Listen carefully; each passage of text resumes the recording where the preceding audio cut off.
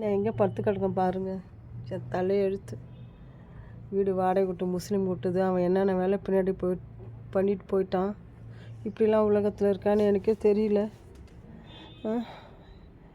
ஒரு எதிர்மறை சக்தி வந்து என்னை ரொம்ப ஆட்டி படைக்குது. இங்கேயே இருக்க முடியாது. சாயந்தரம்னா ஓடிடணும். சாயந்தரம்னா இங்கே இருக்கக்கூடாது. இவன் சின்ன பண்ண ரோடாக அலையணும் அப்படின்னு சொல்லிட்டு வெறித்தனமாக ரொம்ப எனக்கு கஷ்டத்தை கொடுத்துட்டான். அவனால் ஆட்ட முடியலன்னு சொல்லிட்டு ஊரில் வந்து இவன் பொண்டாட்டி இவன் அம்மாக்கரில் ஊரில் ஆட்டி தான் அவனை பெற்றிருப்பாங்க பழகுது. அதான் ஊரில் இருக்கிறவங்களெல்லாம் வந்து இவன் பழி வாங்கிட்டு இருக்கான். இதெல்லாம் வந்து என்ன உரிமை இருக்குது பண்ணுறதுக்கு? இவன் யார் என்ன செய்கிறதுக்கு? இவனுக்கெல்லாம் கடவுள் வந்து சீக்கிரம் சாவு தரக்கூடாது.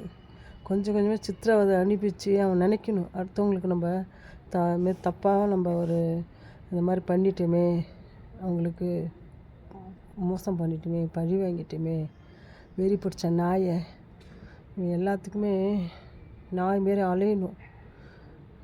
நிறைய விஷயம் சொல்கிறேன், அதெல்லாம் முடியல மக்களே. நான் வந்து உங்களுக்கு கண்டிப்பாக எல்லா விஷயம் சொல்கிறேன்.